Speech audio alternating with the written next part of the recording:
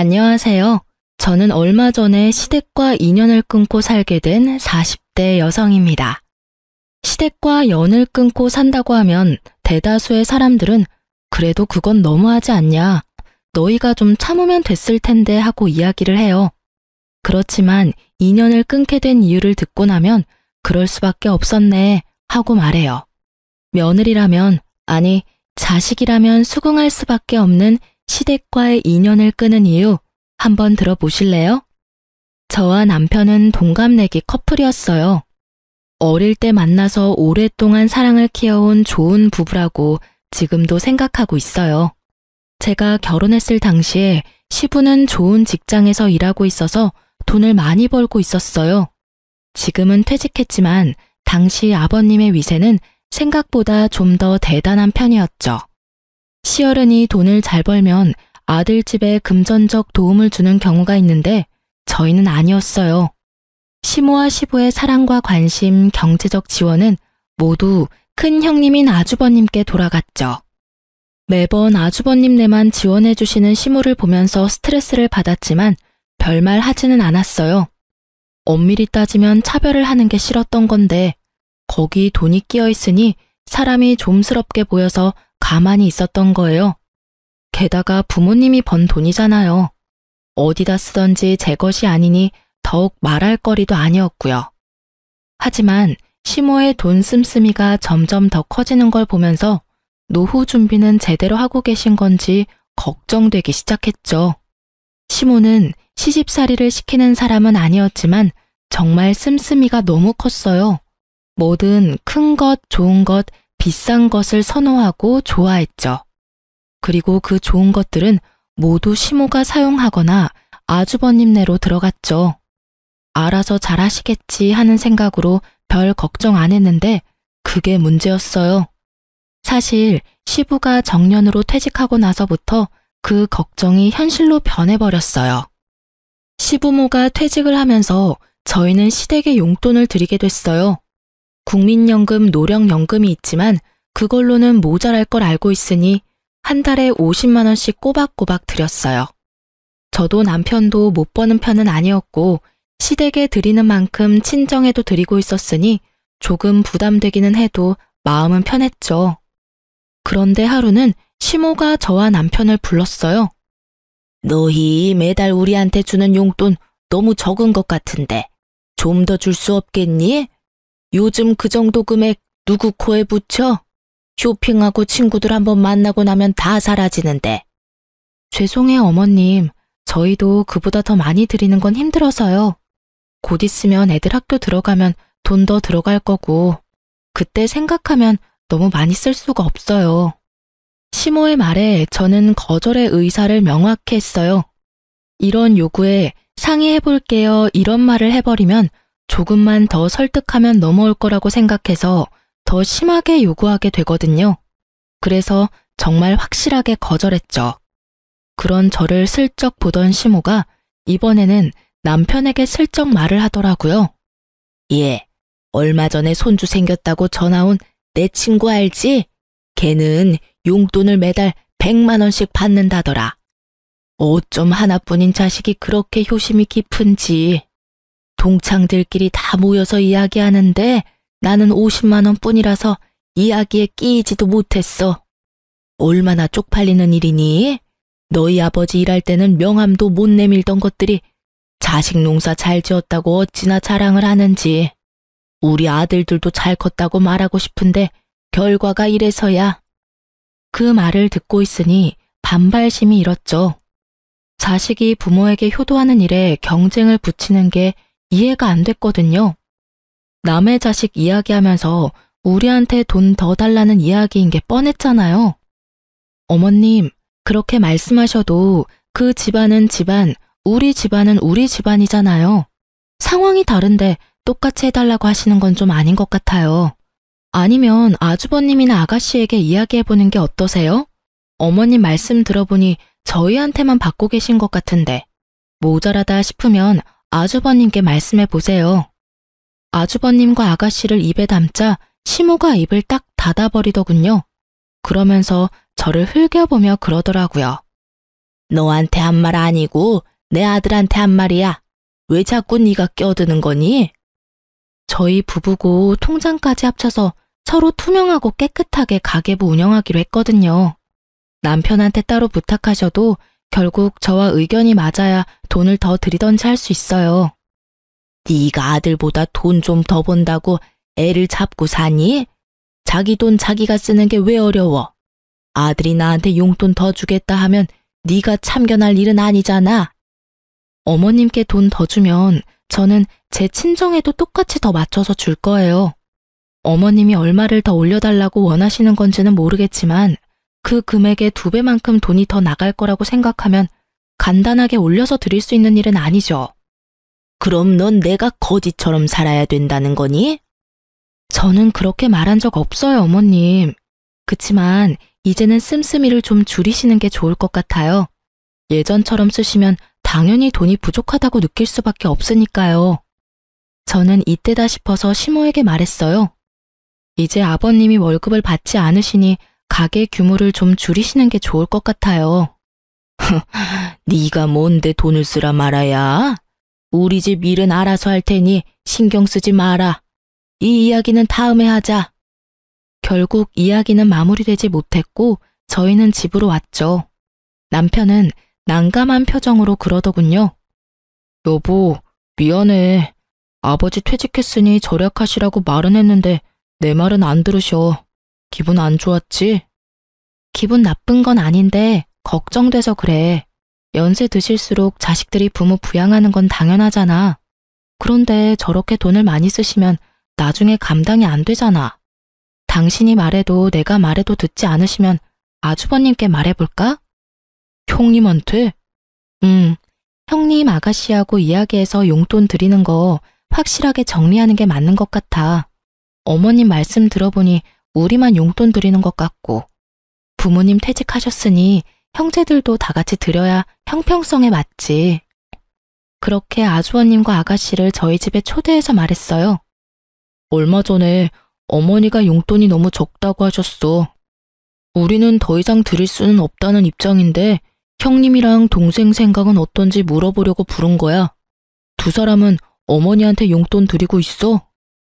나도 드리고 있지. 우리 집은 30만 원 드려.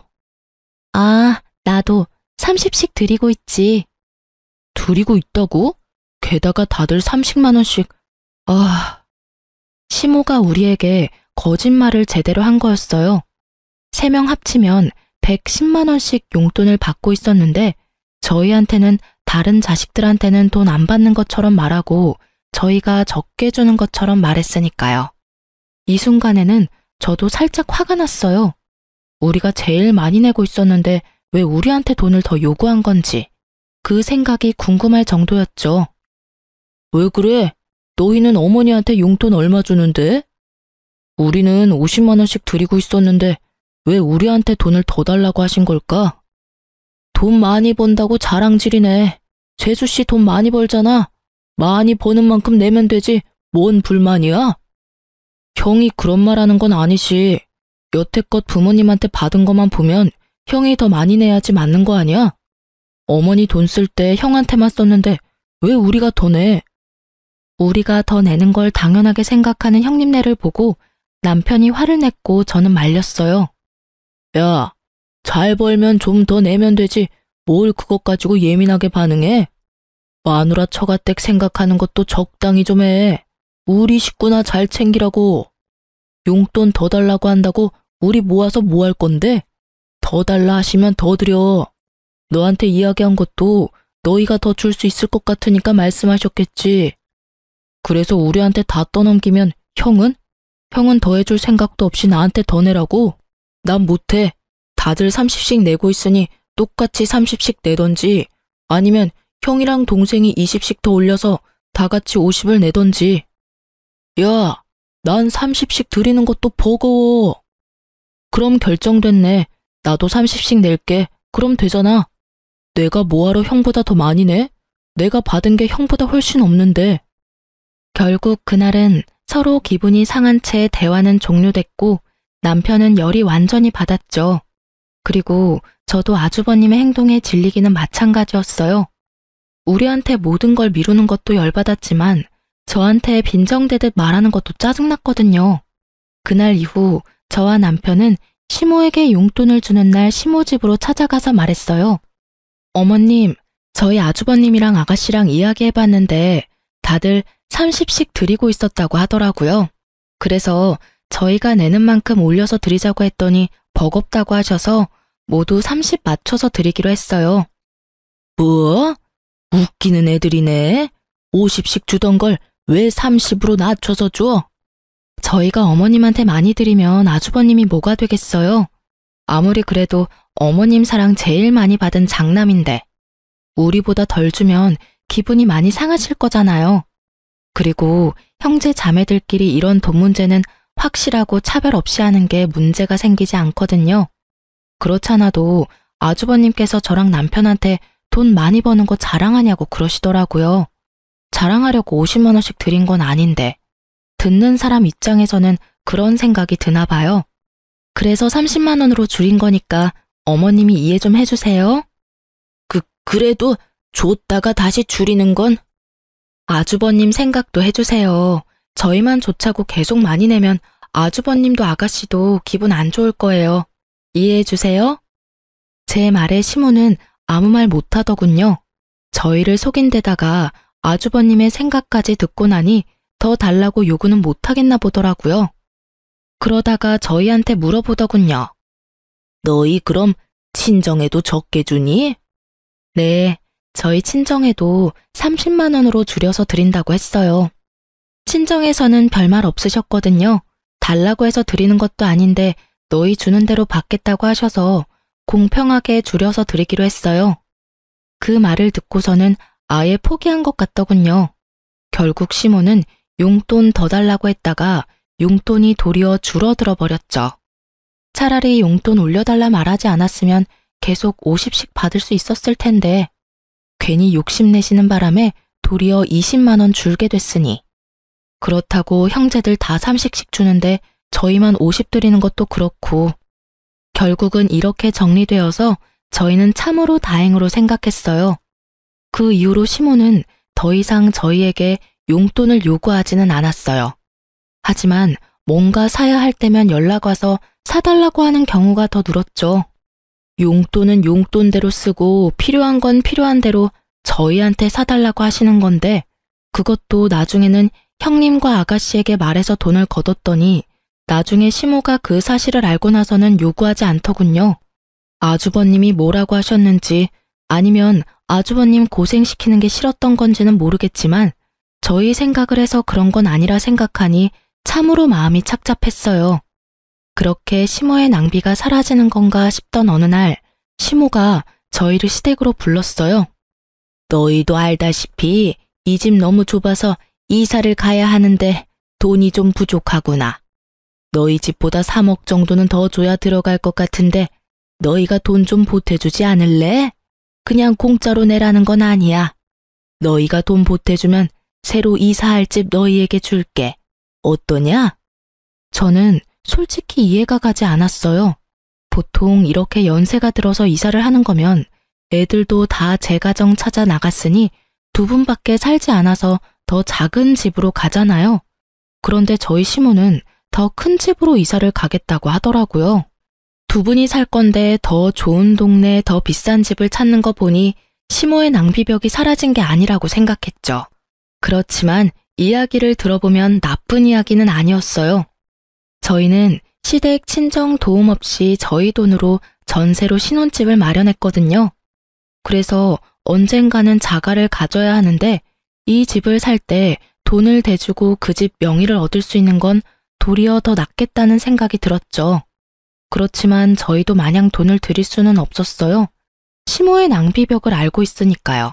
어머님, 좀 더 작은 평수로 가면 돈 안 빌려도 되는데 굳이 큰 집으로 가시려는 이유가 있을까요? 나더러 이거보다 더 좁은 집에서 살라는 거니? 나는 그런 닭장 같은 데서는 못 살아.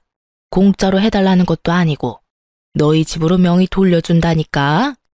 일단 살 때는 내 명의로 하더라도 나랑 네 아버지 돌아가시면 그 집 네 집 될 건데. 남편과 상의하고 저희는 돈을 빌려드리기로 했어요. 물론 그만큼의 목돈이 있는 건 아니고 저희가 가진 목돈을 다 넣으면 저희가 급할 때 쓸 돈이 없으니 대출을 진행하도록 하고 저희가 그 대출금을 갚는 형태로 하기로 했죠. 대신 조건을 걸었어요. 차용증을 꼭 쓰도록. 저희가 돈을 갚는 대신에 부모님 사후 명의를 저희 이름으로 돌린다는 내역과 도중에 집 명의를 바꾸지 못하는 경우가 생기면 저희가 낸 돈을 다 돌려받는다는 조건으로요. 시모는 떨떠름한 표정이었지만 차용증에 지장을 찍었어요. 솔직하게 말하면 시모는 그 차용증이 쓸모없다고 생각하는 것 같더군요. 그렇게 저희는 매달 원금이자 합해서 매달 100만 원씩 시모 아파트 대출금을 갚아갔어요. 힘들었지만 양가 부모님께 나가던 돈도 40만 원 줄었고 그 돈에 좀 더 보태면 못 낼 돈도 아니었죠. 그런데 1년이 좀 지났을까 시모가 잠깐 보자고 하더군요. 시모가 이렇게 부를 때는 좋은 일은 아니었기에 가고 싶지 않았지만 어쩔 수 없이 남편과 함께 갔어요. 어머님, 저희 부르셨어요? 그래, 앉아봐라. 내가 곰곰이 생각해봤는데 너희 지금 우리가 사는 집에 들어올 생각 없니? 합가 말이다. 합가요? 갑자기 무슨 말씀이세요, 어머니? 너희 어차피 이 집 명의 가져갈 거면 미리 들어와서 사는 게 낫지 않겠나 싶어서 그런 거다. 큰 집이기도 하고 너희들 들어와 살아도 크기는 충분하지. 그리고 돈 나갈 일도 줄어들 거 아니니? 그렇지만 나는 너희가 들어와 살았으면 싶구나. 우리도 나이가 들었고 둘이서 살기에는 좀 버거워. 너희 신혼집 어차피 곧 있으면 전세 재계약이지? 계약하지 말고 종료하고 들어와. 대신 전세금은 다른 데 쓰지 말고 들고 들어와. 너희 집 전세금은 써야 할 곳이 따로 있으니까. 시모의 말에 저는 그 써야 할 곳이 시댁에 새로 산 집의 대출금을 갚는 일이라고 생각했어요. 하긴 그렇게 갚아버리면 대출금도 사라지니까. 그렇게 생각하던 제 예상을 시모는 완전히 뒤집어 버리더군요. 얼마 전에 친구가 크루즈 여행 갔다 왔다고 하지 않니? 나랑 네 아버지도 이번에 크루즈 여행 갔다 오려고. 친구가 하던 것보다 더 비싼 걸로 갔다 와야 되지 않겠어? 뜬금없는 크루즈라는 말에 저도 남편도 당황했어요. 저희 전세 자금을 시모 호사 여행에 쓰라는 말이었잖아요. 제 귀를 의심했죠. 어머니, 무슨 크루즈 여행 다녀온다고 합가를 해요. 여행이면 모아놓은 돈으로 가시면 되잖아요. 모아놓은 돈이 어디 있어? 생활비 쓰느라 다 써버렸는데. 게다가 너희는 용돈도 쥐꼬리만큼 주면서 너희가 나한테 할 말은 아니지 않니? 너희가 용돈이라도 두둑하게 주면 또 몰라도 고작 100만 원 안 되게 주면서 무슨 여행이야? 집에 쓸 돈도 없는데. 어머님, 연금에 저희가 드리는 용돈까지 합치면 한 달에 300 정도 되잖아요. 그런데 그게 모자라다고 하시면. 모자라다면 모자란 줄 좀 알아. 그래서 너희 전셋집 팔고 우리 집에 들어올 거니? 못 가요. 세상에 그런 이유로 합가를 하는 가족이 어디 있어요? 그리고 제가 몇 번이나 말씀드렸잖아요. 소비 좀 줄이시라고요. 도대체 크루즈 비용을 얼마를 쓰시길래 저희 전세금까지 필요할 정도냐고요. 못해도 두 사람이서 가려면 몇천 정도는 필요하지 않겠어? 거기서 입을 옷들, 장신구들, 가방 그런 것들부터 사고 들어가서 식사 비용이나 이런 것도 만만치 않게 돈이 드는데. 어머니, 제발 좀 그만하세요. 아버지 돈 한 푼 안 벌고 계시는데 돈을 그렇게 써요? 돈이 하늘에서 떨어진다고 생각하세요? 저희는 못해요. 2번 다시 그런 이유로 저희한테 합가하자고 하지 마세요. 저보다 남편이 더 화내며 시모에게 한바탕 하자 시모 얼굴이 정말 차갑게 가라앉더라고요. 너희 거절했지? 그럼 나도 내가 알아서 하마. 자식 새끼 잘못 둔 게 죄지. 부모 호강은 못 시켜줘도 여행 한 번 정도는 보내줄 거라고 생각한 내 애가 바보야. 저런 것도 자식이라고 애 낳고 미역국을 다 먹고. 돌아가 봐라. 너희 앞으로 볼 일 없을 테니까. 결국 시모에게 그런 이야기를 듣고 저희는 집으로 돌아왔어요. 남편은 흥분해서 열을 올렸지만 저는 슬슬 걱정이 되더라고요. 알아서 하시겠다는 말이 뭔지 몰라서 궁금해졌거든요. 무엇이든 상상 이상을 보여주는 시모라서 정말 몇 날 며칠을 끙끙대며 시모의 다음 행동을 예측했는데 몇 달간 시댁이 조용했어요. 시모에게 안부차 매주 전화를 드렸었는데 그날을 기점으로 전화도 받지 않으시더라고요. 그래서 저는 남편에게 말해서 아주버님께 시모가 어디 있는지 물어보라고 했죠. 형님, 어머니 연락이 안 돼서 그러는데 어디 가셨어요? 얼마 전에 크루즈 여행 간다고 두 분 같이 가셨어. 꽤 긴 일정이던데 거의 한 달 일정이더라고. 금액도 엄청 들었어. 결국 크루즈 여행 가셨네요. 혹시 형님한테도 여행 보내달라고 하시던가요? 그래, 그래서 결국 내가 돈 마련해서 보내드렸어. 너무 좋아하시더라. 돈은 좀 많이 들긴 했지만 그래도 좋아하시는 거 보니까 마음이 좀 편해졌지. 그 말에 저는 안심하면서도 당황했어요. 아주버님네가 그리 넉넉지 못한 상황인 걸 알고 있었는데 그 크루즈 여행에 들 돈을 어떻게 마련했을까 싶었거든요. 그래도 아주버님이 효도 차원에서 그렇게 했다면 뭐 못할 것도 없지 않았겠나 싶었어요. 여태껏 시모에게 받은 것도 많은 장남이니 솔직하게 말해서 받은 만큼 돌려드렸다면 가능했을 금액이라고 생각했거든요. 그렇게 전화를 끊고 그 일에 대해 잊었어요. 그런데 시댁에 집 대출금 내는 날이 되었을 때 문득 그런 생각이 들더군요. 시모가 저희에게 크루즈 여행을 위해 들어와서 합가를 하라고 했을 때 그런 이야기를 했잖아요. 전세금을 자기한테 달라고. 혹시 형님네한테도 똑같이 그런 요구를 했을지도 모른다는 생각이 불현듯 떠오른 거죠. 저는 아닐 거라는 간절한 마음으로 시댁의 등기부 등본을 떼봤어요. 그리고 그 자리에서 굳어버렸어요. 원금과 이자를 매달 우리가 내고 있는 시모의 집이 형님 명의로 어느새 바뀌어져 있더군요. 저는 너무 놀라서 남편부터 불러드렸어요. 여보, 시댁집 명의가 아주버님 이름으로 되어 있어. 뭐? 남편도 너무 놀랐는지 한달음에 달려왔어요. 저와 남편은 놀라고 화난 상태로 시댁으로 향했어요. 집에 갔더니 시모가 태연한 얼굴로 마중 나왔더군요. 너희 무슨 일로 우리 집을 찾았어? 나는 너희 부른 적 없는데. 어머니, 집 명의 어떻게 된 거예요? 왜 이 집이 형 명의로 넘어갔냐고요? 그걸 몰라서 묻니? 나는 나 부양하지 않는 자식한테는 이 집 못 줘. 이 집이 내 명의인데 왜 내가 이 집을 너희한테 줘야 해? 웃기지도 않아. 첫째 덕분에 겨우 체면치레 했는데 너희가 나한테 뭘 해줬다고 이제 와서 집 타령이야?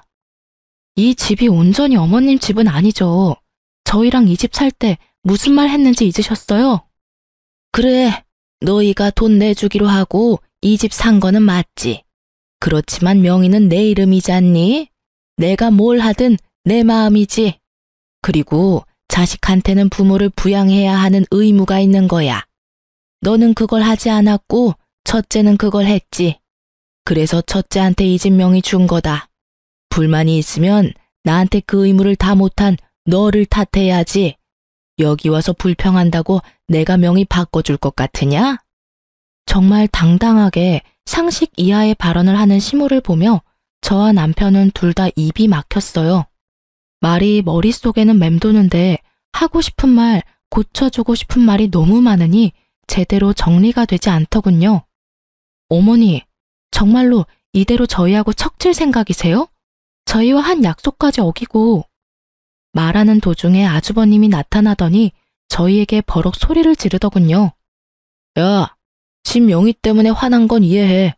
그런데 아무리 그래도 자식이 부모한테 그런 식으로 따지는 건 너무한 거 아니냐? 너희가 이 집 명의를 원했으면 어머니 부탁 들어줬으면 될 일 아니야. 자기들이 부족해서 못한 걸 왜 어머니 탓을 해? 말리는 시누이가 더 밉다고 말리는 아주버님은 정말 얄미웠어요. 남편이 화가 나서 뭐라 하려는 걸 저는 막아섰어요. 그리고 시모에게 말했어요. 어머님이 그렇게 나오시면 저희도 알아서 할게요. 너희가 이제 와서 뭘 할 수 있겠어? 멀리 안 나간다. 시모는 냉정하게 말하고 돌아섰고 아주버님은 의기양양한 승자의 표정을 지으며 저희를 쫓아내더군요. 저는 그런 아주버님을 보며 속으로 비웃었어요. 이 집이 어떤 꼴인지 모르고 저렇게 승자의 기분에 취해 있는지. 이제 곧 나락으로 떨어질 생각을 하니 웃겼죠. 저와 남편은 시모와 헤어지고 그날부로 내고 있던 원금과 이자를 내지 않았어요. 사실 여태껏 시모의 통장에서 대출금이 빠지고 있었거든요. 저희가 대출금을 내지 않아도 저희한테는 아무런 문제도 발생하지 않거든요. 당연히 대출금이 상환되지 않으니 시모에게 연락이 갔더라고요. 저는 당연히 저희 대출금을 아주버님이 이어서 낸다고 생각했는데 그게 아니었던지 시모에게서 연락이 왔어요. 너희 대출금 왜 안 내줘? 어머님, 저희가 대출금을 왜 내요? 아주버님 명의로 넘어갔으니 아주버님이 내셔야 맞는 거죠. 어머님한테 그렇게 잘하는 아주버님이시니까 잘 내주시겠죠. 시모의 반응을 보니 그 집에 대출이 걸려 있다는 것도 이야기하지 않은 눈치더라고요. 저는 그런 시모에게 한 가지 더 말했어요. 그리고 어머님, 그 집에 저희가 낸 대출금 이자랑 원금요. 거의 2년 동안 내서 거의 2,500 정도 되거든요. 그거 다 돌려주셔야 해요. 차용증 내용 기억하시죠? 돈 빌려드리는 대가로 집 명의 주시는 거였고 집 명의가 부득이하게 바뀌지 못하면 저희가 낸 금액 그대로 돌려주신다고요. 가족끼리 돈 주고받은 건 법적으로 효력가 없어. 넌 그것도 모르니? 그렇게 생각하시고 지장 찍으신 거예요? 그런데 어떡하죠? 가족 간 차용증도 법적 효력 있기는 해요. 그래서 제가 매달 어머님께 꼬리표 달린 돈을 통장으로 넣어드렸잖아요. 빌려드리는 돈이라고 한눈에 알 수 있도록. 통장 이체 내역도 있고 차용증도 세세하게 작성되어 있어서 돈 돌려주시지 않으면 변호사 사무실 찾아갈 거예요. 준 돈은 돌려받아야 하잖아요. 만약 어머님이 안 주신다면 아주버님께 찾아가서 말씀드릴 거예요. 그래도 괜찮으세요? 시모가 잠깐 생각하더니 그러라고 하더군요. 이미 형님은 어머님네서 합가하여 같이 지내고 있으니 어쩔 수 없이 돈을 갚기는 해야 할 거라는 생각이 든 것 같더라고요. 그래서 저는 아주버님께 전화를 했어요. 제주씨, 바쁘니까 나중에 들으시면 후회하실 거예요. 그 집 혹시 대출금 끼고 있는 집인 거 알고 있으세요? 알고 있지. 어머니가 갚고 계신 걸로 아는데. 그럴 리가 있겠어요? 그 대출 사실 저희가 갚고 있었거든요. 어머님이 그 집 살 때 저희한테 돈 보태면 그 집 명의 저희한테 돌려주신다고 하셔서요. 그래서 지금 나한테 따지려고 전화했어? 그럴 리가요. 이미 명의 넘어갔으니 저는 별로 상관없어요. 그런데 문제가 하나 있거든요. 저희가 그 대출금 이제부터 내지 않을 생각이고 이미 낸 것도 다 돌려받을 생각이라서요. 대출이 얼만데? 집 시세 생각하면 그리 큰 돈은 아닐 건데. 대출 지금 한 달에 100만 원씩 꼬박꼬박 들어가고 있어요. 그리고 여태껏 낸 금액은 2,500만 원 정도 되는데 어머님이 못 갚겠다고 하시더라고요. 그러니 어쩔 수 없이 그 집 명의자인 아주버님께 돈 달라고 하는 거고요. 뭐? 달에 100만 원? 그렇게 많이 들어갈 리가 없는데. 너 우리 속이려고 하면. 속일 생각 없고요. 그건 어머님 대출 계약서 보시면 아실 거예요. 집 살 때 대출 받았으니까. 거기에 원금이자 명확히 적시되어 있을 거예요. 왜 돈이 그렇게 돼? 계산이 맞지를 않잖아.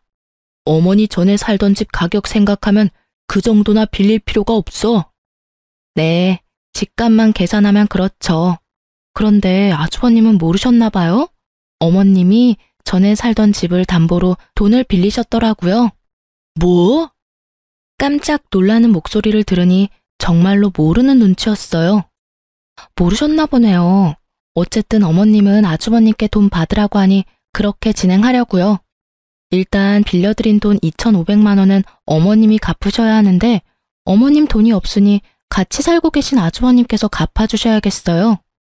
2,500의 대출금까지. 아, 제주씨, 우리가 지금 그런 돈을 낼 만한 상황이 아니야. 말했잖아. 어머니랑 아버지 크루즈 여행 간다고 돈을 너무 많이 쓰셨다고. 게다가 지금 어머님이 쓰고 계시는 돈만 해도. 그건 저희가 알 바는 아니죠.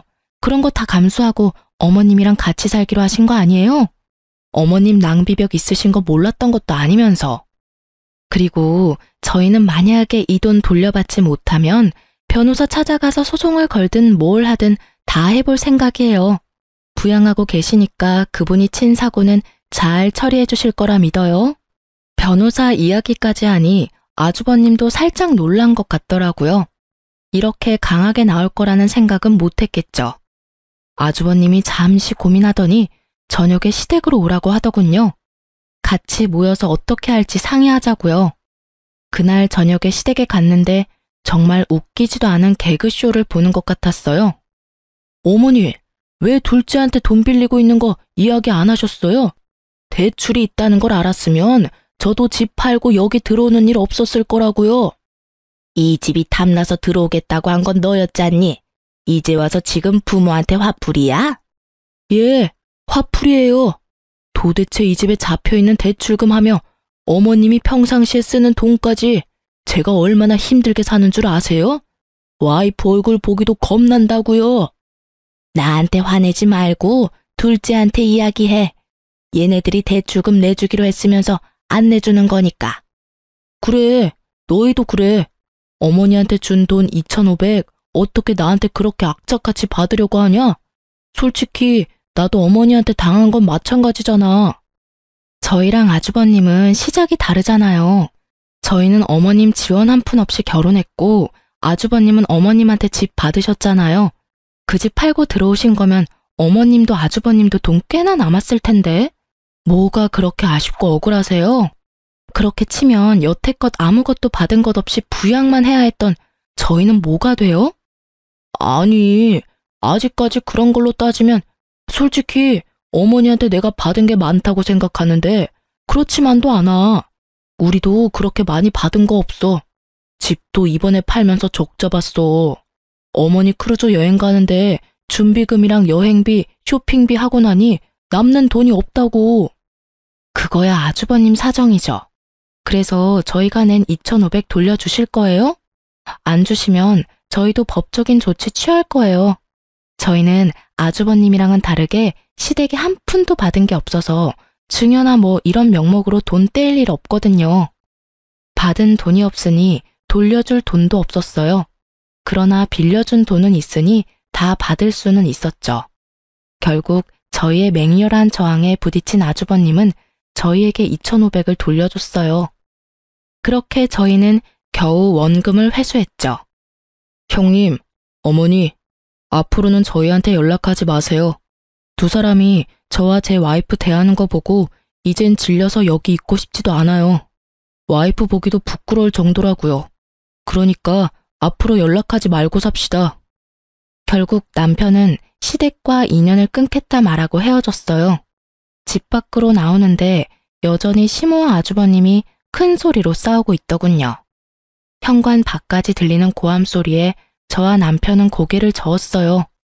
그렇게 저와 남편은 집에 돌아왔고 그 이후로 정말 시댁과 연을 끊고 살았어요. 3년 정도 연락 없이 지냈지만 가끔 막내 아가씨가 연락을 주기는 했어요. 그 집안 사람이기는 했지만 결혼해서 조금은 먼 사이가 됐고 남편처럼 어머님의 장남 사랑의 피해자인 사람이었으니 연락을 하고 지내긴 하더라고요. 그런데 3년 좀 지나고 저희 집으로 시모가 찾아왔더군요. 저와 남편은 당황했어요.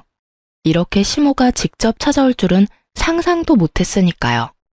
안으로 들였는데 그때 당시에 저희는 친정 부모님과 같이 살고 있었거든요. 시모는 들어오자마자 그 말부터 하시더군요. 이런 불효자식 같으니 자기 부모는 모실 생각도 안 하고 마누라 부모를 모시고 살아? 여자한테 꽉 잡혀서 살면서 아주 몹쓸 인간이 됐어. 어머니, 그런 말씀 하려고 여기 오신 거예요? 그러면 돌아가세요. 나도 여기서 좀 살아야겠다. 네 형하고는 못 살겠어. 구두쇠 같은 게 돈 한 푼 안 주고 사람을 부려먹잖아. 갑자기 그게 무슨 말씀이세요? 저희 집에 이미 장인 장모님 같이 살고 계시는데. 그거야 내 알 바가 아니지. 여기 네 집이잖아. 그러면 내가 내 아들 집에서 지내겠다는데 누가 뭐라고 할 거야? 너도 내 자식이면 당연히 부모 모실 생각이나 해야지. 치마폭에 쌓여가지고는 사내 새끼가 돼서 이게 무슨 꼴이야? 제 꼴이 어때서요? 어머니, 자식 이용해 먹으려고 했던 사람이 어머니 자신인 거 잊으셨어요? 형님하고 무슨 일로 틀어져서 저한테 찾아와서 괴롭히는 건데요. 저는 어머니랑 같이 살 생각 전혀 없으니까 나가주세요.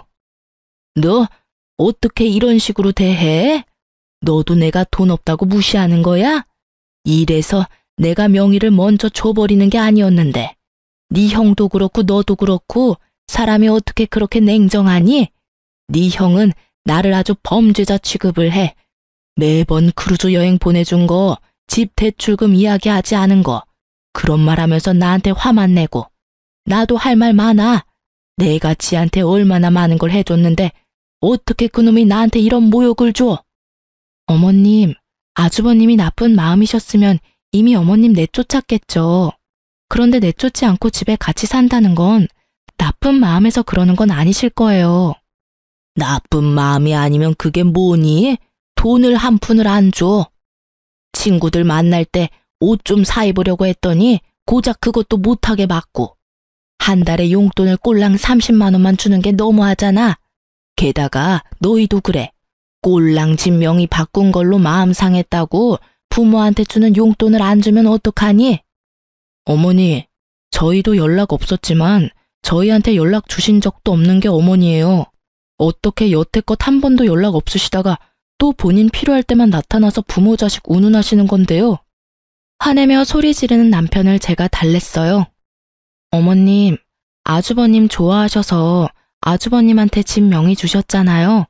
그러면 아주버님 곁에 계시는 게 가장 행복하실 거예요. 조용히 있으면 먹고 자고 쉬는 데는 문제 없으시잖아요. 그렇죠? 제가 저번에도 말씀드렸지만 씀씀이만 줄이시면 다 좋게 해결될 일 같네요. 나는 싫어. 어떻게 이렇게 없이 살아? 해야 할 게 얼마나 많은지 아니? 게다가 얼굴만 마주치면 잔소리까지 하는 아들까지. 내가 시집을 다시 왔나 싶을 정도야. 아이고, 그러니 내가 너희한테 찾아왔잖아. 너희도 내 자식이고 응당 자식이라면 부모를 모시는 게 맞지. 지금 당장 사돈댁 내보내고 나 들어갈 자리부터 마련해라. 정말 막무가내도 이런 막무가내가 없더라고요. 시모가 아주버님네서 어떻게 지냈는지 아가씨에게 들어서 잘 알고 있던 우리는 지나가던 개에 물린 느낌이었어요. 아주버님의 분노가 대단하다고 하긴 하더라고요. 멀쩡한 집까지 팔고 그 돈으로 시모 크루즈 여행 보내주고 대출빚 남은 집 얻은 웃긴 모양새가 됐잖아요. 더 큰 집에서 편하게 살 줄 알았는데 그 집에는 대출이 가득 잡혀 있었고 사람 잡는, 아니 돈 먹는 어른까지 있었으니 말이죠. 한 달에 100만 원을 넘게 혼자서 쓰는 시모 때문에 아주버님이 화를 낸 적이 한두 번이 아니라는 이야기도 들었으니까요. 결국 모든 용돈 회수하고 집에서 집안일이나 하라는 아주버님 말에 반발해서 온 곳이 저희 집이라니. 저희에게 오면 저희가 무조건 받아줄 거라고 생각한 것 같더라고요. 저희는 그럴 생각이 눈꼽만큼도 없었는데 말이죠. 시모가 와서 이렇게 막무가내로 굴기 전에는 남편도 마음이 좀 약해지는 눈치였었어요. 그래도 어머니잖아요. 그런데 우리 집에 와서 저렇게 밀어붙이는 시모를 보며 남편은 자신의 기억이 많이 미화됐었다는 걸 깨달은 모양이더군요. 게다가 시모는 저희 집에 오기 전에 아가씨 집을 먼저 갔었어요. 아가씨가 이야기를 해줬거든요. 그래서 저희 집은 안 오겠거니 생각했었어요. 저희와는 워낙 큰 트러블이 있어서 오지 않을 거라고 추측했었거든요.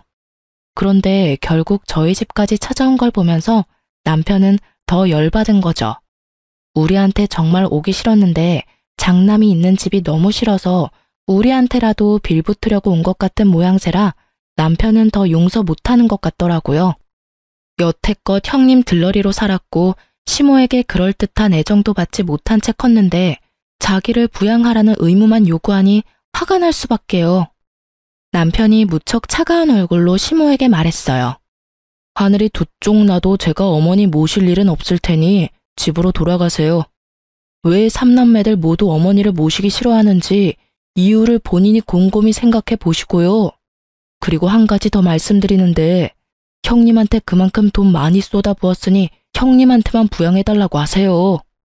다른 자식들 여태껏 찬밥 신세로 만들고 평생 자식 이용해 먹으려고만 하셨잖아요. 대학도 제가 벌어서 들어갔고 결혼도 제가 벌어서 했어요. 결혼 후에도 저희한테 돈만 요구하셨잖아요. 염치라는 게 있다면 저희한테 와서 될 일은 아니죠. 우리가 무슨 이유로 어머니랑 연 끊은 건지 잊으셨어요? 어머니가 형님만 자식으로 생각했듯이 저도 부모 없는 셈 칠 테니까 여태껏 해왔던 대로 연락 없이 지내요. 결국 남편은 아주버님께 전화해서 어머니 모시고 가라고 했어요. 아주버님은 너희가 모실 수 있으면 모시라는 식이어서 남편이 또 화를 낼 수밖에 없었죠. 시모가 집을 나가버리기를 원하는 아주버님의 모습에 남편은 시모를 직접 차로 태워 시댁으로 데려다 줬어요. 2번 다시 찾아오지 말라고 이번에 찾아오면 진짜 호적 파고 나가버릴 거라고 으름장을 놔버리더군요. 그렇게 강하게 반발하는 남편의 모습을 처음 봤는지 너무 놀란 시모는 그 이후로 연락을 하지 않았어요. 아가씨가 시모 소식 전해주려고 할 때마다 남편은 어머니 이야기 입 밖에도 내지 말라며 화를 내니 할 수가 없는 거죠. 아주버님네와 시모의 싸움에 등 터지는 아가씨는 그나마 저한테 시모와 아주버님의 근황을 알려주더군요. 시모가 화려하고 사치스러웠던 생활을 잊지 못하고 결국은 아주버님 카드로 카드론을 받아 쓴 바람에 아주버님에게 혼나고 지금은 조용히 식모처럼 살고 있대요. 한 번만 더 돈 때문에 사고치면 시모가 가지고 있던 비싼 물건들 다 팔아치워 버린다고 했대요. 그리고 시모는 요양원에 데려다 주겠다고 말했다더라고요. 결국 시모는 아주버님 말에 꼬리 내리고 얌전히 식모처럼 살고 있고 아주버님네는 집 대출금에 어머님이 빌린 카드론까지 갚으며 전전긍긍 살고 있대요. 와이프 눈치 엄청 본다고 하더군요. 하긴 형님도 속이 뒤집어지겠죠. 시댁 재산 자기 걸로 만들어 보려다가 결국에는 멀쩡한 집 팔아서 대출금 가득한 집을 얻은 데다가 시어른과의 합가까지 해서 수발까지 들어야 하니 말이죠. 조용하고 점잖은 분이면 모시기 그나마 편했겠지만 다른 곳에 눈 돌리면 사고나 치는 사람을 모시려니 속에 천불이 나는 것도 당연할 거예요. 그렇지만 두 사람 모두 뿌린 대로 거둔 거라고 생각해요. 우리를 이용하려 했던 시모나 그런 시모를 이용하려 했던 아주버님이나 자기들이 만든 결과죠. 글을 쓰면서도 그때를 생각하면 화가 많이 나요. 돈에 환장한 시모를 떠받들며 살았다면 지금쯤 저희도 거짓골을 면하지 못했을 테죠. 얼마 전에 시댁 이야기를 들은 김에 생각이 나서 글을 써봤어요. 시댁과 이런 일로 부딪히는 일은 많을 거예요. 저희는 휘둘리기 싫어서 인연을 끊는 방법을 선택했죠. 이게 나쁘다고 생각하는 사람들도 있어요. 하지만 당해보지 않은 사람은 그 스트레스를 모르죠. 긴 글 읽어주셔서 고맙습니다. 스트레스 받지 말고 즐거운 하루 보내세요.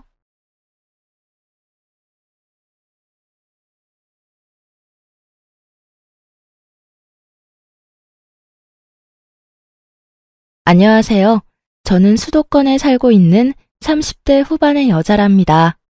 저는 어릴 때부터 장사를 해서 저는 항상 라디오를 듣곤 했는데요. 요즘엔 라디오보다 더 재밌고 찡한 이곳의 사연을 듣는 재미로 살고 있어요. 얼마 전에 저도 참 엄청난 일을 겪었거든요. 지금 다시 생각해도 나한테 진짜 일어난 일이 맞나 싶을 정도로 현실감이 없었답니다.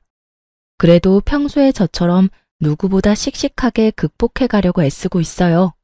여러분께도 제 이야기를 다 말씀드리고 툭툭 털고 일어나고 싶어서 이렇게 사연을 보내게 되었어요. 이런 일도 있나 싶으시겠지만 한번 들어봐 주세요. 저는 20대 초반에 전문대를 졸업하고 바로 작은 식당을 차려서 장사를 시작했는데요.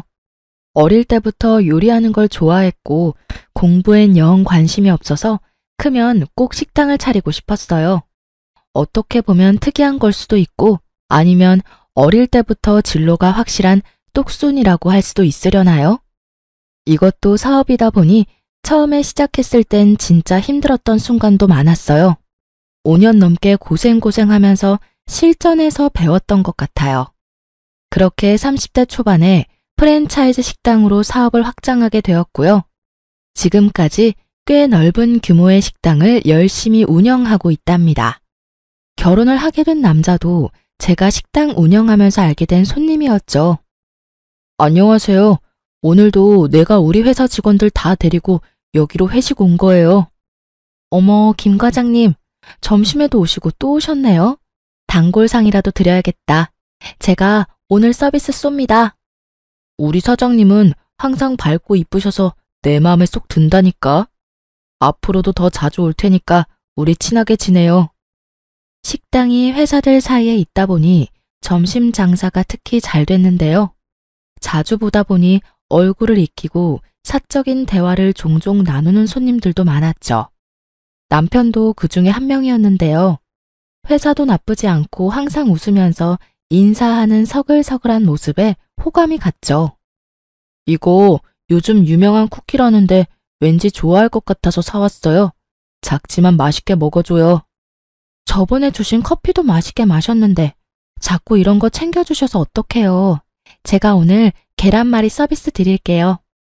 난 마음에서 우러나와서 주는 거지 서비스 받으려고 주는 거 아니에요. 그러면 서비스 말고 우리 영화 볼래요? 천천히 또는 정신 못 차리게 다가오는 남편에게 어느새 저도 마음의 문을 열었나 봐요. 그렇게 몇 번 데이트를 하다가 사귀게 되었죠. 사귄 지 얼마 되지 않았을 때부터 남편은 결혼 얘기를 계속 꺼내더라고요. 난 진짜 우리 자기가 내 이상형이야. 이렇게 원하는 여자를 만나기도 쉽지가 않잖아. 난 자기랑 결혼하고 싶어. 자기는 어때? 우리 아직 만난 지 얼마 되지도 않았는데 벌써 결혼 얘기는 좀 이르지 않아? 그리고 난 아직 일하느라 너무 바빠서 여유가 없는데. 사실 사업이라는 게 한치 앞을 모르는 거야. 지금은 잘 되지만 안 될 때도 있을 수도 있지. 그럴 때 나처럼 회사 다니는 든든한 남편이 옆에 있으면 얼마나 좋아? 장사 안 돼도 스트레스 받지 마. 내가 있잖아. 전 부모님이 넉넉하신 편이라 처음에 제가 장사 시작할 때부터 지원을 좀 해주셨어요. 세무적인 부분도 도움을 많이 주셨고요. 근데 남편 집안 얘기를 들어보니 남편이 거의 집안의 자랑이고 가장인 느낌이더라고요.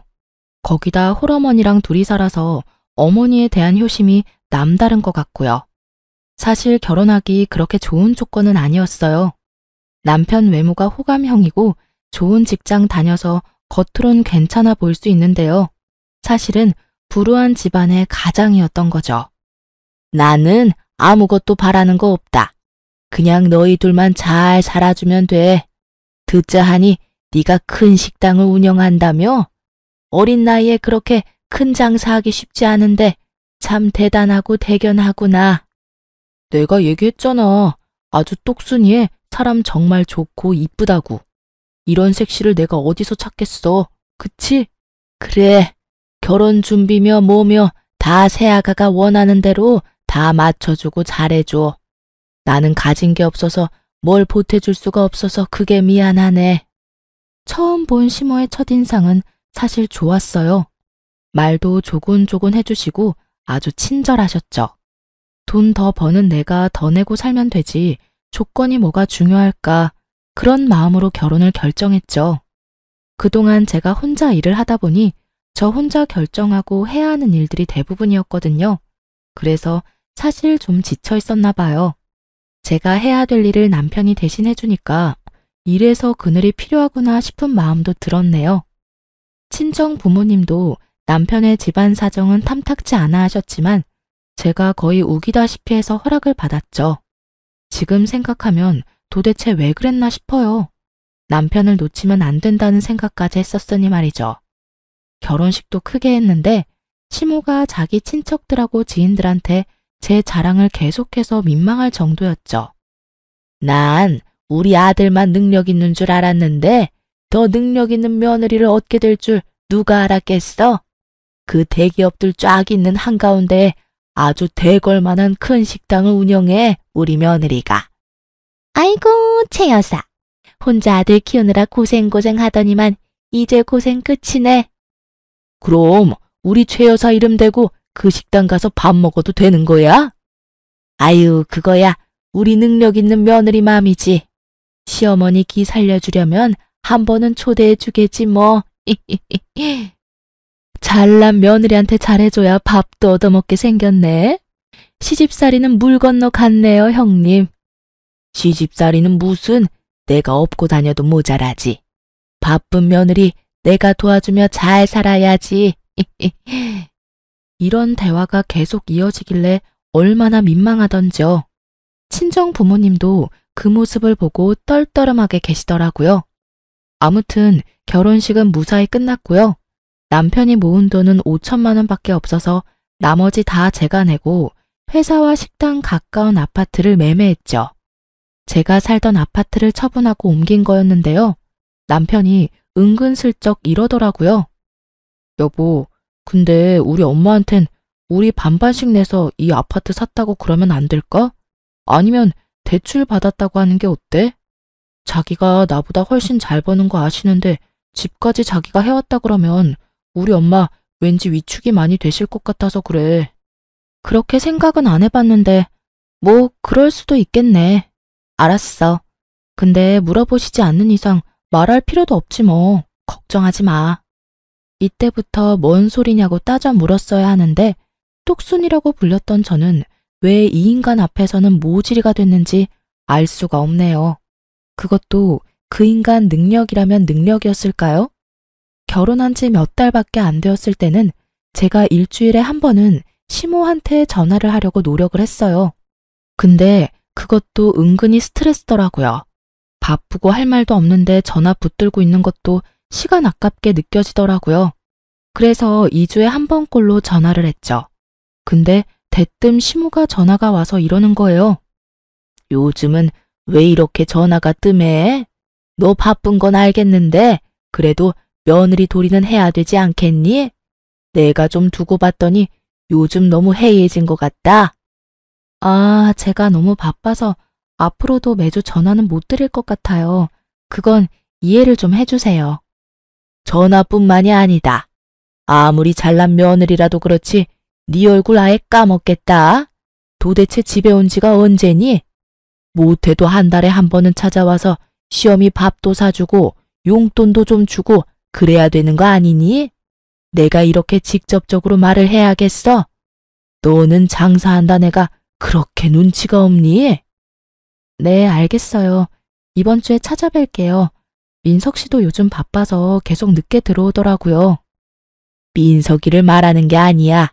네 남편이랑 꼭 같이 와야 되니? 넌 사장이니까 시간 많을 거 아니야. 회사에 하루 종일 묶여있는 사람이랑 같아. 오후에 시간 나면 잠깐 뭐 좀 사올 수도 있고 그런 거 아니야? 넌 돈도 잘 번다면서 어째 뭐 꽈배기 하나라도 사오는 게 없니? 이럴 때 보면 가정교육을 못 받았나 싶다니까. 어머니, 말씀이 좀 심하시네요. 솔직히 말해서 왜 저만 맨날 뭐 사서 가야 되나요?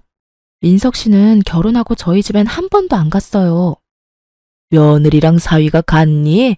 너는 이제 우리 집 사람인데 자주 왔다 갔다 하는 게 당연한 거지. 아무튼 이번 주에 꼭 와라. 양손 무겁게.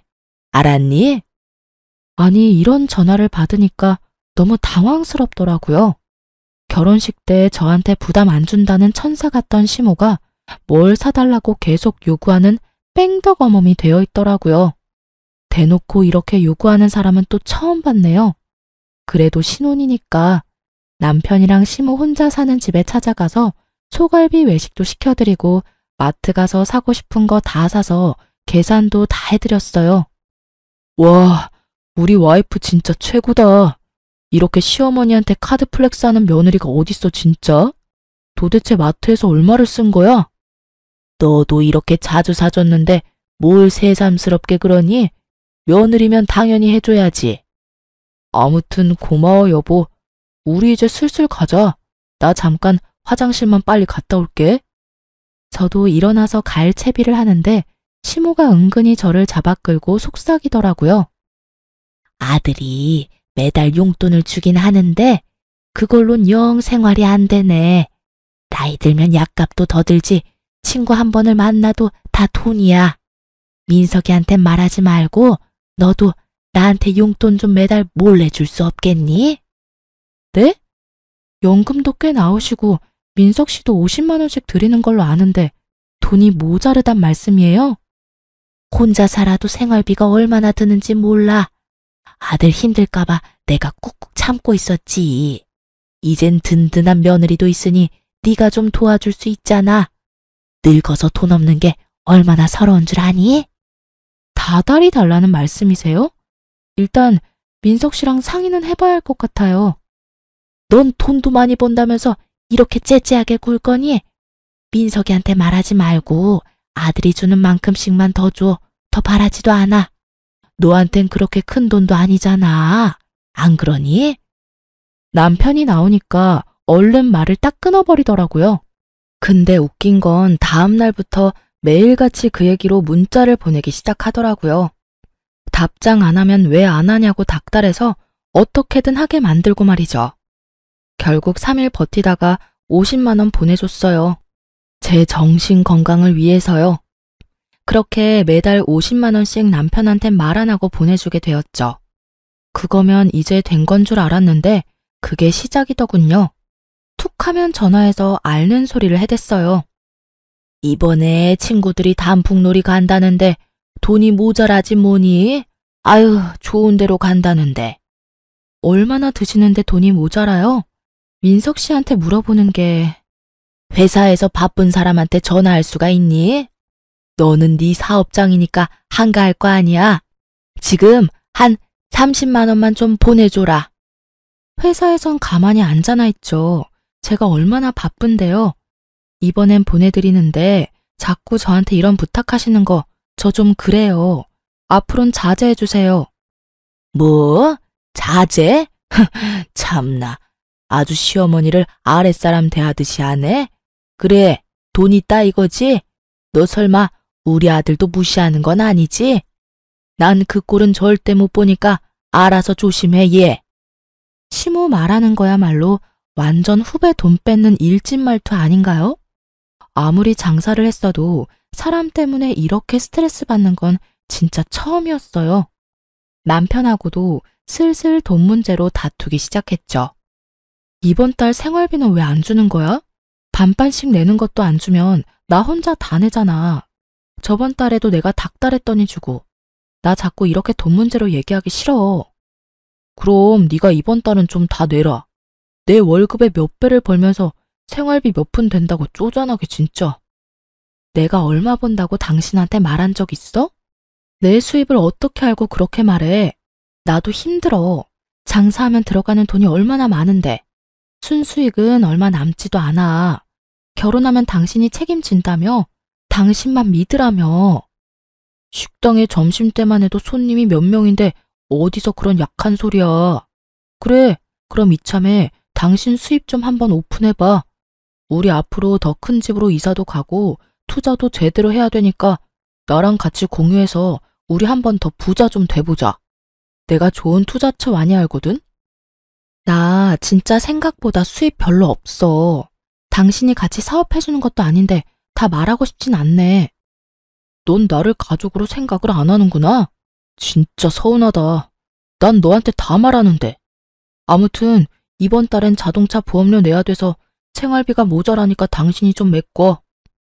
당신하고 어머니한테 나 좀 서운해. 나 보면 돈 얘기밖에 할 게 없어.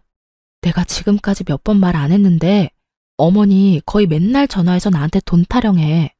그리고 벌써 6개월째 50만 원씩 용돈도 드려. 근데도 부족하다고 또 달라고 하고. 무슨 화장품이 홈쇼핑에서 좋아 보인다고 지금 주문 넣으라고 하고. 나를 얼마나 들들 볶는 줄 알아? 이야, 50만 원씩이나? 그건 진짜 고맙네. 우리 엄마 신나시겠네. 우리 엄마가 사실 나 키우느라 얼마나 고생을 많이 하고 제대로 누리지도 못하고 사셨는지 몰라. 그래도 말년에 며느리 덕을 보시네. 부모님한테 용돈 좀 드리고 화장품 사드리는 게 그렇게 화가 나는 일이야? 그럼 당신은 왜 우리 부모님한테 전화 한 통도 안 하는데 용돈은커녕 한번 찾아가 보지도 않았잖아. 장인 장모님은 넉넉하셔서 용돈 필요 없잖아. 나보다 더 돈이 많으신데. 자기 똑순이인 거 좋지만 너무 나한테까지 딱딱하게 굴지 마. 우리 이제 부부인데 서로 좀 나누면서 살자. 돈 문제만 나오면 얼마나 요리조리 피해가는지 오히려 저를 나쁜 사람을 만들어서 벙칠 때가 한두 번이 아니었어요. 저도 참 바보 같은 게 공과금 밀리면 남편처럼 그냥 신경 쓰지 않고 버티면 됐었는데요. 그걸 못 참고 제가 다 내고 카드값 다 갚고 그렇게 호구 잡히며 살기 시작했죠. 남편은 이런저런 핑계를 대면서 이혼할 때까지 결국 생활비를 주지 않았었네요. 저도 마치 저를 돈줄로 생각하는 남편의 태도에 정이 확 떨어졌죠. 하지만 저를 더 미치게 한 건 다름 아닌 시모였어요. 일도 안 하니 심심했는지 자꾸 식당으로 찾아오더군요. 물론 신혼 때야 오면 반겨주고 직원들에게 소개도 시켜주고 식사도 대접하고 했죠. 근데 거의 일주일에 한 번씩은 꼭 오더니 점점 오는 횟수가 늘어나기 시작했어요. 아니, 저 홀서빙 하는 애는 처음 왔니? 왜 저렇게 서툴러? 내가 계속 지켜봤는데 계속 실수한다 얘. 주의 좀 줘. 어머니, 자꾸 직원들 불러서 그런 얘기하시면 직원들이 불편해해요. 여기서 다들 오래 하신 분들이에요. 그런 행동 불편하니까 그러지 마세요.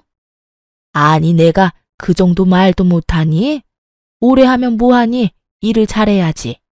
내가 보니까 엉망으로 하는구만. 사장이 너무 유하면 안 되는 법이야. 제가 알아서 할 테니까 식당 일은 참견하지 말아주세요. 그리고 한창 바쁜 시간에 너무 자주 오시는데 솔직히 저 어머니 챙겨드릴 수가 없어요. 앞으로는 너무 자주 오시는 건 안 될 것 같아요. 난 너 힘들까봐 조금이라도 거들 게 있을까 해서 와보는 거지. 식당이 어떻게 되는지 보기도 하고. 그래, 이왕 말이 나와서 하는 말인데 내가 여기서 일을 좀 하면 어떠니? 나도 요즘 무료해서 몇 시간만 잠깐 일하면 딱 좋을 것 같은데. 네? 안 돼요. 생각보다 일하기 힘들어요. 그러다 다치거나 아프시면 더 불편한 상황만 생기고요. 딱 바쁜 점심시간에 3, 4시간만 일하면 안 될까? 나 예전에 식당 일 해봤어. 잘할 수 있다. 며느리 식당에서 일도 하고 돈도 벌고 얼마나 좋니? 일을 하고 싶어도 나이 때문에 어디서 써주는 데도 없고. 늙으면 얼마나 서러운지 모른다. 그래도 시어머니가 직원으로 일하는 건 안 되죠. 제가 어머니한테 큰 소리 칠 수도 없고요. 그건 안 될 것 같아요. 못하면 혼내도 돼. 나 그런 걸로 꽉 막힌 사람 아니야. 나 지금은 가볼 테니까 꼭 좀 생각해봐. 응? 시모가 불쌍한 척까지 하면서 아주 신신당부를 하면서 식당을 나가더라고요. 모든 상황을 지켜보고 있던 직원들과 눈이 마주치자 저도 멋쩍어져서 그냥 웃기만 하고 말았죠. 시모는 참 저를 여러모로 힘들게 한다고 생각했어요. 그냥 투정만 부리고 말겠지 했는데 그게 아니더군요. 그날 밤에 남편도 얘기를 들었는지 한마디 거들더라고요. 어머니가 당신 도와준다는데 왜 싫다고만 해? 어머니도 무료하지 않게 일하시고 좋잖아. 내가 내일부터 식당 나가시라고 말해놨으니까 당신도 그렇게 알아. 진짜 웃기고 있어? 당신이 사장이야? 왜 마음대로 결정을 해? 사람 한 명 들이는 게 얼마나 할 일이 많은데. 거기다 그냥 일하는 것도 아니고 돈 받고 한다며. 아, 그냥 적당히 당신이 알아서 용돈 챙겨주면 되지. 난 몰라. 내일부터 출근한다고 하시니까 잘해드려. 둘이 합심해서 밀어붙이는데 아주 어이가 없더라고요. 그렇게 시모는 다음날 아침에 와서 행주 들고 이리저리 휘젓고 다니더라고요. 제가 그냥 가라고 아무리 말해도 듣지 않았죠. 그래서 알아서 지쳐서 나오지 않도록 일을 한번 계속 시켜봤죠. 근데 의외로 열심히 하시고 직원들하고도 농담도 하시면서 잘 지내시더군요. 한 달이 다 되도록 매일같이 나와서 꽤 열심히 일을 하셔서 직원들도 좋아하더라고요. 여기 한 달 일하신 월급이에요. 너무 감사해서 제가 넉넉히 넣었어요. 제가 그동안 어머니를 오해했던 부분이 있었나 봐요. 3시간 일하시는 거지만 제가 정식으로 직원으로 신고도 해드렸으니까 앞으로도 열심히 도와주세요, 어머니. 어머, 이렇게 많이 줬어? 고맙다. 가족 좋다는 게 뭐니? 나도 앞으로 더 열심히 도우마. 하지만 그게 저한테 잘 보이려고 신경 쓴 거였어요. 거의 3개월 가까이 시모가 식당에서 같이 일했는데 점점 선을 넘는 모습을 보이기 시작했죠. 아무리 직원들이 자기보다 나이가 어리다고 해도 너무 막대하고 명령하는 모습에 손님들도 뒤돌아 쳐다볼 정도였어요. 어머니, 저도 우리 직원들한테 큰 소리 안 내는데 어머니는 같은 직원인데 그러면 안 되죠.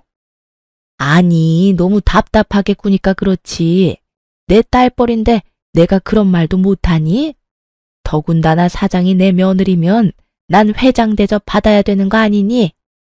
그게 뭔 황당한 소리예요. 여기가 뭔 회사도 아니고. 그냥 식당 하나 가지고 무슨 회장 소리를 해요. 남들이 들으면 웃어요. 아무튼 제발 좀 직원들한테 막대하지 마세요. 그러는 너는 사장이면서 맨날 어디를 그렇게 나갔다 오니? 아이고, 네 팔자가 최고다. 여기서 뭔 일을 많이 하기를 하나 오후에는 마음대로 나갔다 오지. 우리 아들은 밤까지 회사에 묶여서 고생을 하는데 넌 남들 출근할 때 자고 얼마나 편해? 자영업하는 게 얼마나 스트레스가 많은지 알지도 못하면서 그런 말을 하세요? 여기 자리 잡을 때까지 3년을 새벽 2시까지 일했네요. 제가 고생한 만큼 이제 자리가 잡힌 거예요. 남들 앞에선 그런 소리 마세요. 너야말로 그렇게 직원들 앞에서 나를 타박하니까 그걸 보고 다른 애들이 나를 우습게 보는 거 아니야? 내 말은 아주 귀뚱으로 듣고 말이야. 내가 뭔 소리를 하면 한 번을 그냥 네 어머님 말씀이 맞습니다 하는 적이 없어? 식당에서 일하실 땐 직원과 사장이죠. 죄송한데요. 이러시면 식당 분위기도 안 좋아지고 직원들도 불만 나오고요. 이번 달까지만 해주시고 그만 나오셔도 돼요. 요즘 휴가철이라 손님이 좀 줄었기도 했고요. 뭐? 싫다. 내가 왜? 여기가 네 식당이야? 결혼했으면 이제 우리 민석이 식당도 되는 거 아니야? 내가 왜 우리 아들 식당에서 쫓겨나? 별꼴이야. 갑자기 시모가 급발진을 하면서 마구 화를 냈어요. 다행히 손님이 없었기 망정이지 심지어 반찬 그릇도 막 바닥에 던지면서 성질을 내는 거예요. 매니저와 다른 직원이 어머니를 다독이면서 간신히 밖으로 데리고 나갔죠. 그렇게 상황은 마무리가 됐지만 너무 놀라서 아주 심하게 뛰는 심장이 진정이 안 되더라고요. 직원들도 제 눈치를 보는데 얼마나 민망하던지요. 그 후로 시모는 아무 일도 없었던 것처럼 행동하더라고요. 솔직히 소름 끼쳤어요. 아직 저는 그날이 잊혀지지가 않았고 더 이상 시모를 마주하는 게 힘들더라고요.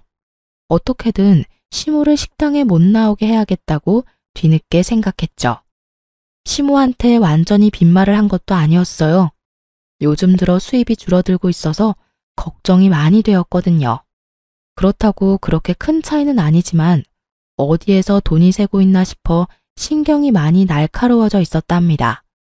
그런 제 마음은 아무도 모를 거예요.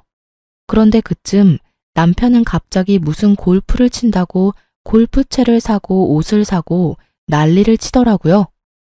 무슨 돈으로 그 비싼 걸 다 샀어? 이번에도 나보고 카드값 다 메꾸라고? 아, 걱정 마. 내가 낼 거니까. 당신은 참 사장님답지 않게 여전히 쪼잔해. 남편이 운동 좀 시작한다고 하면 응원을 해줘야지. 또 돈 타령이야? 요즘 돈을 너무 많이 쓰는 것 같아. 어디서 돈이 나서 그렇게 옷을 사들여? 며칠 전엔 핸드폰도 바꿨잖아. 뭐 로또라도 맞았어? 또 월말에 나한테 청구서 들이밀면 나 진짜 절대 안 내줄 거야. 그래, 나 로또 맞았다. 걱정 마. 당신한테 달라고 안 하니까. 아, 진짜 돈 얘기 좀 그만해. 나 골프 치러 갔다 올 테니까 먼저 자. 저는 수입이 줄어서 걱정이 이만저만이 아닌데 남편 얼굴은 아주 나날이 좋아지더라고요. 매일 시모 얼굴 보는 것도 싫어서 그동안 미뤄뒀던 대학원 경영자 코스를 시작했어요. 더 큰 비즈니스를 해보고 싶은 마음에 예전부터 꼭 하고 싶었던 저의 희망사항이었죠. 2~3시간 남짓이지만 시모를 안 보는 그 잠깐의 시간이 저한텐 힐링의 순간이었죠. 그러던 어느 날 저희 식당 처음 개업했을 때부터 쭉 같이 일해준 매니저 언니가 은근히 저한테 말을 하더라고요. 사장님, 요즘 학교 다니느라 바쁜 건 알겠는데 시어머니 좀 신경 써서 봐봐요. 무슨 일 있어요? 저 없을 때 직원들 또 괴롭혀요? 내가 진짜 말할까 말까 고민을 많이 했는데요. 사장님을 위해서도 식당을 위해서도 짚고 넘어가야 될 것 같아요. 시어머니가 종종 자기 친구들 데려온 건 사장님도 잘 알죠? 네, 뭐 그거야. 나도 몇 번 봤고 그냥 대접해드리라고 말해뒀잖아요. 너무 자주 오는 것 같아서요. 요즘 사장님이 학교 다니느라 외출하는 시간이 일정해졌잖아요. 그래서 그런지 꼭 그 시간만 되면 아는 사람들 다 끌어모으는 것 같아요. 거의 일주일에 3번은 오는 것 같은데 한 달이면 도대체 몇 번이에요? 그것도 비싼 고기만 계속 갖다 먹고 대낮에 술 엄청 갖다 먹고. 그렇게나 많이요? 아, 그래서 그렇게 수입이 줄었나 보네. 진짜 머리 아프네요. 알려줘서 고마워요, 언니. 수입이 줄었다고요? 그럼 이건 확실하지 않은데 사장님 없을 때 시어머니가 카운터에서 뭘 하는 걸 자주 봤어요. 돈통 여는 것도 봤어요, 사실. 확인 한번 해보세요. 그 얘기 들으니까 진짜 망치로 머리를 꽝 얻어맞은 것 같더라고요. 그날 밤에 다들 퇴근시키고 밤새 식당 CCTV를 다 돌려보기 시작했어요. 한 달 전부터 살펴봤는데 진짜 가관이더군요. 제가 식당에서 나가고 나면 일을 딱 멈추고 어디론가 전화를 걸더라고요. 그러면 지인들이 기다렸다는 듯이 식당으로 우르르 들어왔어요. 얼마나 시끄럽게 떠들면서 먹는지 주변 손님들이 항의하는 것도 여러 번 발견됐죠. 아이고, 박 사장님, 어서 오세요. 이리 와서 앉으세요. 오늘 제가 제대로 대접할게요. 저기, 야야, 여기 수육하고 갈비탕 3개 먼저 가져와. 소주 2병도 갖고 오고. 우리 정 여사 부자 며느리 들였다더니 아주 팔자가 확 폈네. 여기가 정 여사 식당이란 말이지. 진짜 크고 넓다. 돈 많이 벌겠네. 뭐 괜찮게 사는 정도지 뭐. 얼마 전엔 우리 아들이 이 가방 백화점에서 하나 사다 주더라고. 세상에, 말년에 정 여사 팔자가 이렇게 확 필지 누가 알았어? 진짜 부럽다 부러워. 우리 아들은 이런 여자 하나 못 낳고 뭐 하나 몰라. 우리 아들이 그만큼 잘났으니까 그런 거지.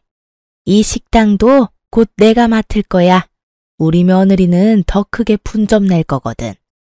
진짜? 우리 정 여사 진짜 이러다 재벌되는 거 아니야? 나 좀 잘 좀 봐줘. 아니, 아직도 갈비탕 안 나왔어. 그리고 내가 저번에 만들어 놓으라던 인삼 꿀절임 좀 미리 준비해 놓고. 아주 자기가 식당 사장인 것처럼 직원들을 부려먹는 꼴을 보니 기가 막히더라고요. 그동안 직원들이 얼마나 불만이 많았을지 눈에 훤히 보였죠. 제가 힘들다는 이유로 직원들을 잘 챙기지 못한 것 같아 너무 미안하더라고요.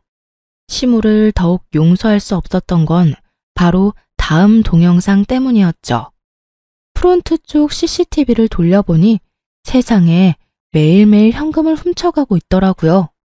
5만 원 한 장 주머니에 몰래 넣다가 시간이 가도록 점점 대담해지더라고요. 아주 돈다발을 앞치마에 쏙 넣고 가는 날도 있더라고요. 제가 그래도 오랫동안 장사를 했는데 어떻게 그렇게 돈이 비는 걸 몰랐을까요? 진짜 제 발등을 찍고 싶더라고요. 저는 배신감과 충격으로 가슴을 치며 한참을 울었답니다. 약해져서는 안 된다는 생각으로 마음을 다잡고 새벽까지 혼자 식당에서 그 동영상들 다 추려서 저장을 해두었어요. 다음 날 시모가 출근하기 전에 직원들을 다 불러서 사정을 설명했죠. 그동안 제가 없는 사이에 시어머니가 여러분께 한 행동들 제가 대신 사과드려요. 이제 알게 돼서 너무 죄송해요. 그래서 그런데 그동안 시어머니에 대해 보셨거나 알고 계신 거 있음 저한테 얘기 좀 해주세요. 한 분씩 저랑 대면해서 얘기 좀 해요. 저는 5명의 직원과 모두 얘기를 하고 동의를 받고 동영상도 찍어두었어요. 그리고 직원들에겐 시모에겐 어떠한 얘기도 하지 말라고 신신당부를 해놓았죠. 그동안 시모한테 당해서 그런지 직원들은 시모 얘기만 나와도 진절머리를 치더라고요. 며칠에 걸쳐서 변호사 상담을 진행했어요. 대충 윤곽이 나오고 나서야 시모를 불렀죠. 내일부터 식당 나오지 마세요. 일 잘하고 있는 사람한테 갑자기 그게 뭔 뚱딴지 같은 소리야? 너 또 왜 히스테리니? 이제 직원들 좀 그만 괴롭히고 나 없을 때 사장 행세 그만하고 좋은 말 할 때 나오지 말라고요. 아니 이게 지금 시어머니한테 이게 무슨 말버릇이야? 네가 뭔데 나오지 말라야? 내가 여기 사장이에요. 아줌마 아들이랑 아줌마는 10원 한 장 안 보탰고 여긴 내가 피땀 흘려서 만든 내 식당이라고. 당신이 뭔데 어디서 밥숟가락을 올려? 이거 완전히 미쳤네. 아줌마? 당신? 너 진짜 옛날 같았으면 바로 소방 맞았어. 알아? 그래, 네가 사장이라고 지금 시어머니도 못 알아보고 사리분별 못하니? 사리분별 못하고 날뛰는 건 당신이지. 내가 가만히 놔두니까 다 아줌마 거 같아? 아줌마, 남의 거 도둑질할 생각 말고 정신 좀 차려요. 뭐? 야, 너 오늘 날 한번 잘 잡았다. 내가 네 버르장머리를 고쳐놓는다 오늘. 시모가 눈에 쌍심지를 켜고 제 멱살을 잡으려고 달려들더라고요. 직원들이 시모를 양쪽을 잡고 말리고 저도 몸을 확 피해버렸죠. 시모가 자기 마음대로 못하니까 성질이 났는지 식당 도구들이며 그릇들을 마구 던지기 시작하더라고요. 직원들도 소리치며 말렸지만 아주 미친 사람처럼 눈이 뒤집혀서는 금세 난장판을 만들더군요. 저는 그 꼴을 보면서 남편 놈한테 전화를 했죠. 지금 당장 식당으로 와서 네 엄마 데려가. 와서 보면 알 거 아니야, 뭔 일인지. 20분쯤 됐나? 남편이 헐레벌떡 들어오더군요. 아수라장이 된 식당을 둘러보더니 그 가운데서 씩씩대는 시모를 확인하곤 저를 휙 노려보더군요. 도대체 무슨 일이야? 뭔 일인데 감히 우리 엄마를 저렇게 화나게 할 수가 있어? 감히?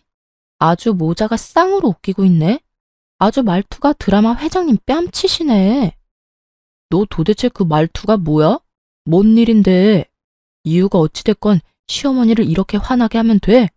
당장 죄송하다고 무릎 꿇고 빌어. 얼른. 괜히 지 엄마 보라고 저한테 호통을 치는 남편이 우스워 보이기까지 하더라고요. 저는 말하기도 귀찮아서 시모가 지인들이랑 술판 벌이는 동영상 한 개를 살짝 보여줬죠. 이까짓 게 뭐라고 이걸 가지고 감히 시어머니한테 식당에 나오지 마라 갑질이야. 이거 먹은 거 얼마나 된다고? 내가 내줄게. 얼만데? 돈 준다고. 돈 준다고? 그거 당신 돈 확실해? 내 돈은 아니고? 경찰서 가기 싫으면 이쯤에서 네 엄마랑 식당에서 나가. 네 엄마? 역시 장사하는 것들은 이래서 안 돼. 무식하고 교양 없고 얼굴도 못생긴 거 돈 하나 보고 억지로 결혼해서 살아주니까 꼴랑 이거 식당 하나 하는 것 같고 네가 진짜 뭐라도 되는 줄 알아? 이제야 본색이 드러나네. 그래서 그렇게 결혼하자고 쫓아다녔어? 내가 돈 많이 버는 줄 알고? 그래, 그렇지 않고서야 나처럼 대기업 다니는 괜찮은 남자가 너 같은 애한테 가당키나 해? 나 아니면 네가 어디서 나 같은 남자 만나서 결혼까지 했겠어? 분수를 알아야지. 남편은 아주 무서운 얼굴로 저를 노려보며 팍 밀치기까지 하더라고요. 엄마나 아들이나 계획은 거창한데 상황 파악은 좀 딸리나 보네. 방금 CCTV 동영상을 봤는데도 모르겠어? 지금 하고 있는 짓들이 다 찍히고 있다는 걸. 나로선 고마운 일이네. 이혼 소송했으면 좋을 증거를 많이 만들어줘서. 이혼? 누구 마음대로 이혼을 해? 내가 바람을 폈냐, 때렸냐, 도박을 했냐? 난 절대 이혼 안 해. 이혼은 뭐 혼자 할 수 있냐? 전 남편을 비웃으며 다른 동영상도 짧게 보여줬죠. 거들먹거리던 남편 표정이 점점 하얗게 질려가더군요. 시모가 카운터에 서 있는데 남편이 들어오는 동영상이었죠. 시모가 무슨 주머니를 주니까 주위를 두리번거리더니 그걸 쓱 가방에 넣더라고요. 맞아요. 시모가 훔친 그 돈주머니였죠. CCTV를 다 확인해보면서 진짜 황당하던 게 남편이 거의 일주일에 한 번씩 와서 수금하듯이 시모한테 훔친 돈을 받아가더라고요. 그동안 흥청망청 써댄 돈이 모두 다 제 돈이었던 거죠. 정확히 말하면 제 돈도 아니고 식당의 수입을 함부로 훔쳐서 썼던 거였어요. 처음부터 내 돈 보고 나하고 결혼하려고 수작 부렸던 거네? 너 이거 도둑질에다가 사기 결혼인 거 알아? 뭐? 사기? 증거 있어? 증거 지금 바로 보여줬잖아.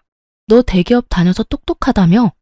근데 왜 금붕어 대가리 달아놓은 거 마냥 이해를 전혀 못해? 그거 안에 뭐가 들어있는지 안 보이잖아. 근데 그게 뭔 증거야? 얘가 진짜 생사람 잡네. 그거 내가 얘 먹으라고 간식 좀 싸줬다. 네 남편 먹을 거 준 게 그렇게 아까워?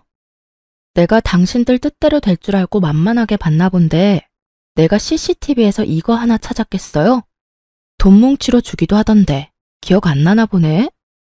암튼 변호사 말로는 이혼 승소는 당연한 거고 절도죄 등등 줄줄이 엮을 수도 있다네. 당장 내 식당에서 꺼지고 법원에서 보자고.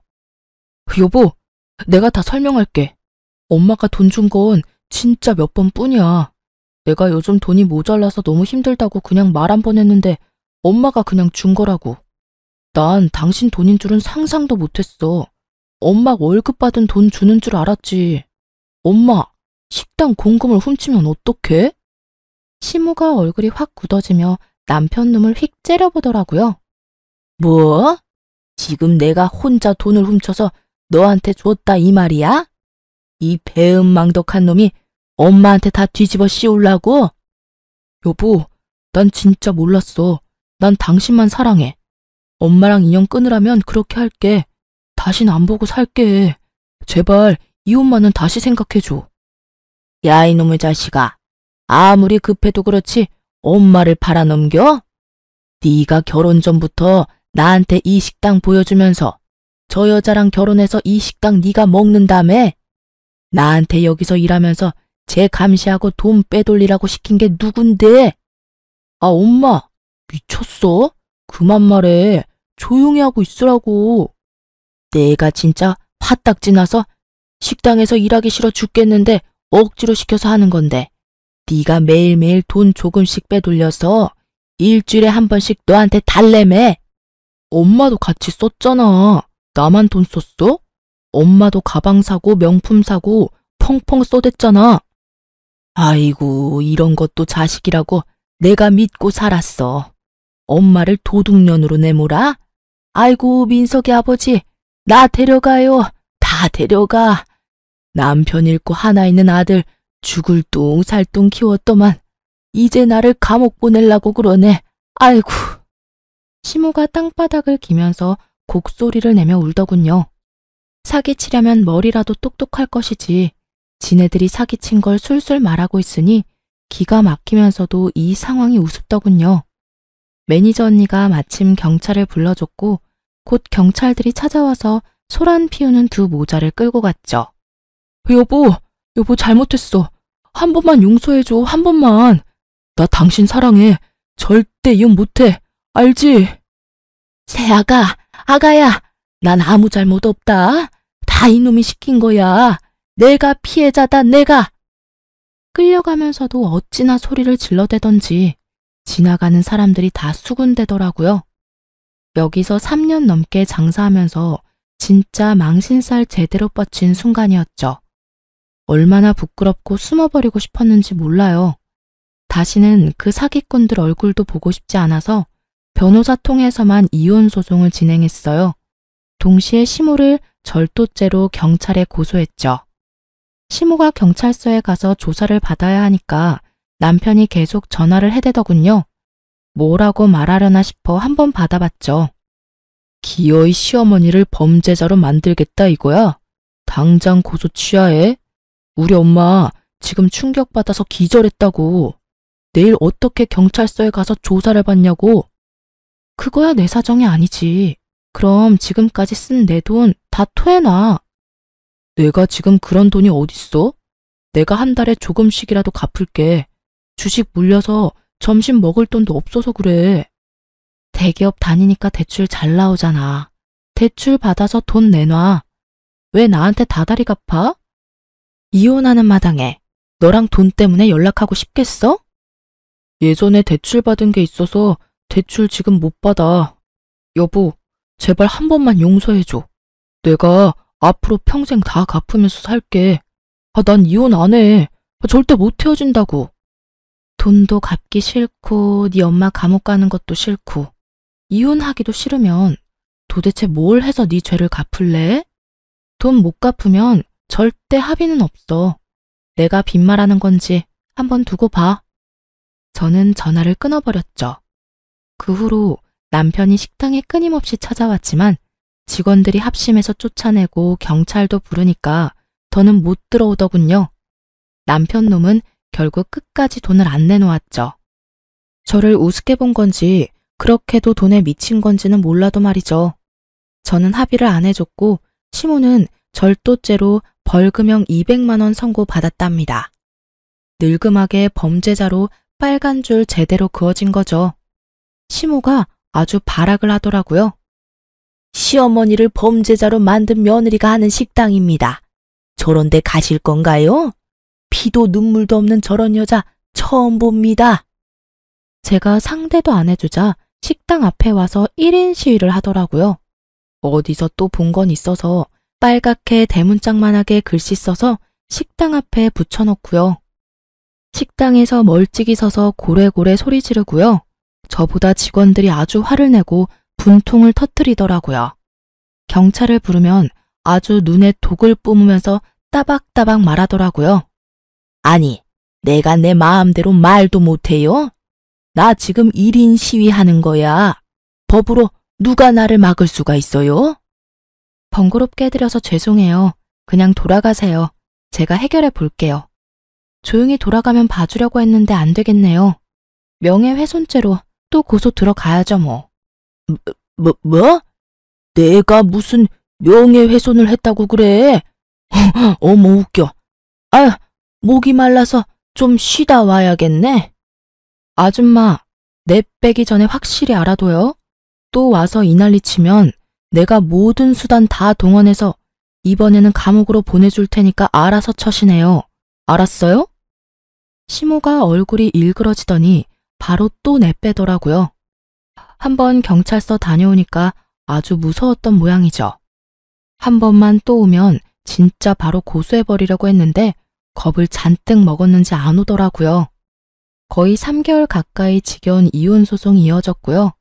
결국 제가 승소했고 그놈이 펑펑 쓴 제 돈까지 합해서 총 3천만 원 위자료 판결 나왔죠. 판결 나온 날에 또 그 인간이 식당에 찾아올 게 뻔했기에 며칠 동안 식당에도 안 나갔어요.